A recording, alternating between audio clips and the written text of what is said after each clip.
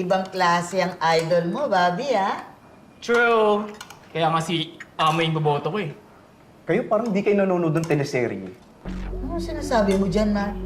Kita nyo naman, biglang taas yung ratings niya ni Amo. Parang scripted, parang hindi genuine. Ang nega mo naman. Sarap! Halo, no? Boss Tonyo, maraming salamat sa paputir, pa. Napakasarap na ito. Boss, basta Thank you, boss. ano yung may tutulong namin sa investigasyon, magpasabi ka lang, yakang-yaka yan. Tuwa mo nito. Kapit. Baka may narinig pa kayo tungkol dun sa mga na-involved na gang members, ha? Parang wala, boss eh. Ano, meron ba? Wala, ako, boss, wala na akong maalala ng ano eh. Kasi napanood na natin lahat sa video. Wala ko narinig ng mga gangster doon, boss, wala. Negats, boss eh. Sarap nito. Wala. Boss, baka pwede naman makahingi ng panulak dyan. Ano? Diba? Kahit ano lang, oh. Kahit soft drinks ba, ganon. Gusto mo ikaw ang itulak ko? Wala nga kayong mabigay na impormasyon sa akin, pambihira kayo. Sa gang, wala. Pero sa lasot, Meron. Actually, naisip ko nga rin yung sinasabi ni Mar eh. Oh, may na-convert na ako, di ba? May kakampi na ako dito. Ito bang bumaliktad ka na, Bobby? Ewan ko, iba rin talaga yung gut feel ko eh. Parang masyadong perfect yung nangyari. Tama ka rin at tumaas yung ratings niya. Kasi dun sa prosinto namin, halos lahat na-convert na eh. Ikaw ba naman yung magpaletsyon? Malamang, maraming paniniwalang pulis. Bahala kayo. Basta ako, di ko feel yung si Amo. Masyadong showbiz. Tsaka, na-chismis na yan, di ba, na may inabando ng anak? Pakababaero. Uy, Mar, matagal ng issue yan. Tsaka napatunayan naman na hindi naman yan totoo. Naku, para namang hindi babaero yan si Joaquin Guerrero. Pare-pareho lang naman sila. At least, si El Jefe may maayos na pamilya. Yang si Amo, wala namang pamilya. Ay nako, kumain na lang tayo. Kaya ako, lubusog pa tayo. Ano tungkol sa lason?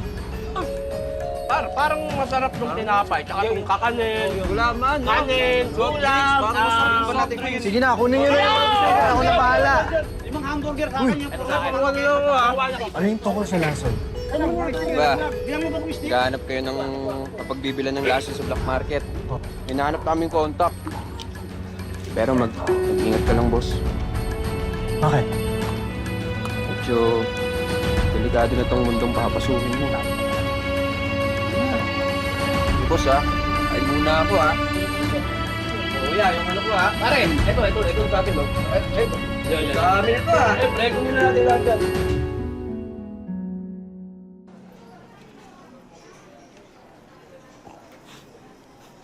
Oh, ano yan, ma'am?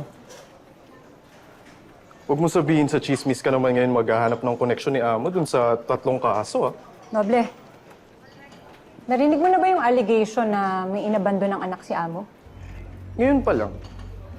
Pero kung totoo man, ano naman ngayon, di ba? Hindi naman siya nag-iisa, eh.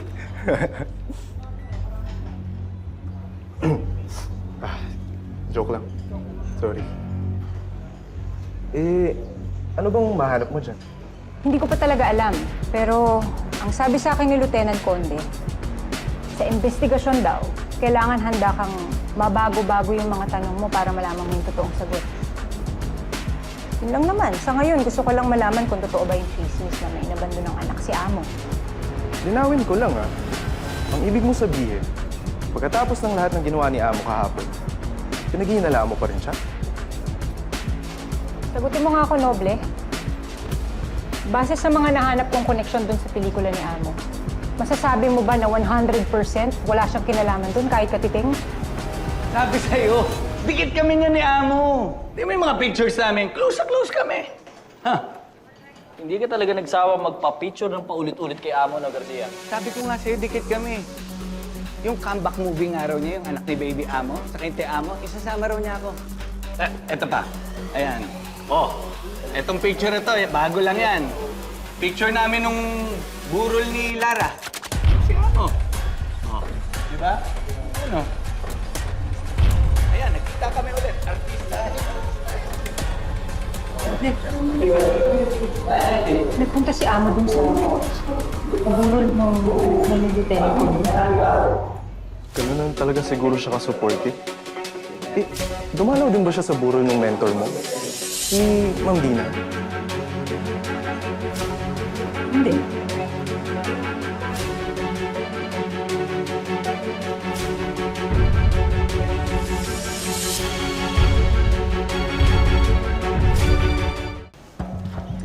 Tol, sana may mapuntahan tong intel na nakuha mo. Kapag nalaman natin kung sino pumatay kay Sunny, posibleng masolve natin yung museum robbery, pati na rin yung San Isidro case. Malalaman mo rin kung sino yung pumatay kay Lara.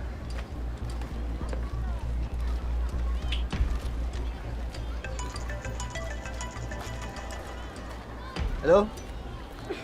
Yes, sir. Hello, Konde. Nasaan ka? Meron lang kami sinusundan na lead tungkol doon sa lason, sir. May problema ba? Wala namang problema. Pero nararamdaman ko na hindi bibitawan ni Sargento Enriquez yung anggulo niya tungkol kay Amo. Mukhang matigas talaga ang ulo niyan si Enriquez, sir. Bantayan mo lang siya, Konde, ah. Mahirap na. Baka malaman niyang tatay mo si Amo. Baka magmukhang may conflict of interest kahit wala naman. Sige, mag-ingat ka. Yes, sir. Sige, akong bahala.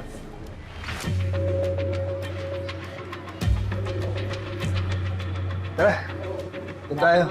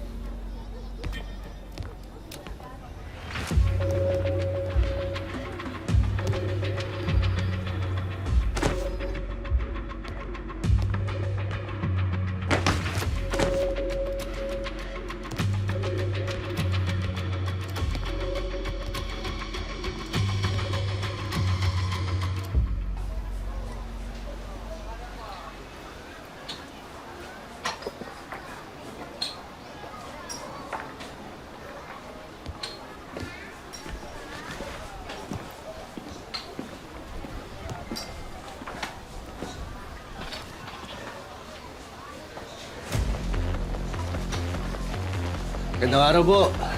May tatanong lang sana kami. Gusto sana namin malaman kung... Mga polis kayo, no? Ano, magsialisa na lang kayo? Tol,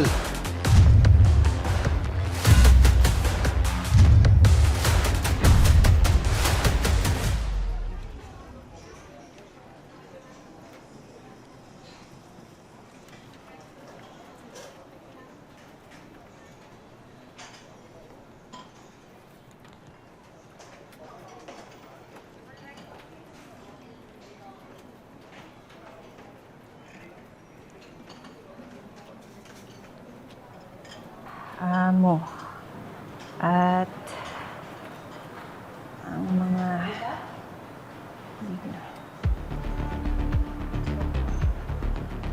Uy! Magkamukha sila.